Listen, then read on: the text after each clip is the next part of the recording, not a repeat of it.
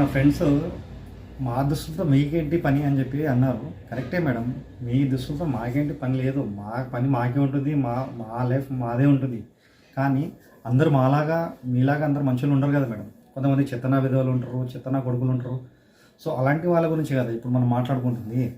ఇప్పుడు మీరు వేసుకున్న బట్టలను చూసి ఏమవుతుందంటే లేనిపోని కోరికలు పుట్టించాయి అనుకోండి, వాళ్ళు ఏం చేస్తారు, మీ దరిదాపులకైతే రాలేరు, మిమ్మల్ని టచ్ కూడా చేయలేరు. ఎందుకంటే మీకు డ్రైవర్స్ ఉంటారు, బాడీ గార్డ్స్ ఉంటారు, సెక్యూరిటీ ఉంటుంది.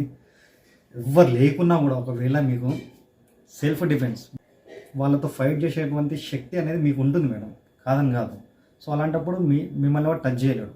అలాంటి పరిస్థితుల్లో వాడు ఏం చేస్తాడు, వాడి ఇంటికి వెళ్ళిపోయిన తర్వాత అక్కడ మిడిల్ క్లాస్ ఏరియా మేడం, ముఖ్యంగా నేను చెప్పేది ఏంటంటే మిడిల్ క్లాస్ ఏరియాలో డైలీ వర్కర్స్ ఉంటారు, వాళ్ళు పనికి వెళ్ళిపోతారు, పిల్లలు ఉంటారు. దీని అంతటికీ రీజన్ కారణం ఏమవుతుంది, చిన్నపిల్లలు బలవుతున్నారు. చిన్నపిల్లలు మందులకు బలవుతున్నారంటే కొన్ని రీజన్స్ మాత్రమే చెప్తున్నాను నేను ఇక్కడ. అప్పుడు ఏమవుతుంది, అక్కడ చూసినటువంటి సీన్స్, వాడికి పుట్టినటువంటి కోరికలు అక్కడ ఇంటికి వచ్చిన తర్వాత ఈ చిన్న పిల్లల మీద ప్రతాపం చూపిస్తున్నారండి. అంటే ఇండైరెక్ట్గా అక్కడ జరిగింది, ఇక్కడ ఇండైరెక్ట్గా ఈ చిన్నపిల్లలు అభం శుభం తెలియని చిన్నపిల్లలు బలవుతున్నారండి. నేను చెప్పేది ఏంటంటే మన దుస్తులు బాగున్నాయి అనుకోండి, ఎదుటి వాళ్ళు కూడా సర్లే అని చెప్పి లైట్ అనుకుంటారు. సరే మేడం, మీ డ్రెస్సింగ్ మీది, మీ లైఫ్ మీది మేడం, మీరు ఎలాగైనా ఉంటారు.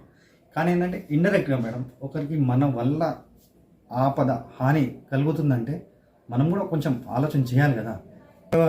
కమిషనర్ గారు కూడా చెప్పారండి, సిపి గారు కూడా, మన స్టేట్లో అత్యాచారాలు ఫోక్సో కేసుల సంఖ్య చాలా పెరిగిపోయిందని చెప్పి.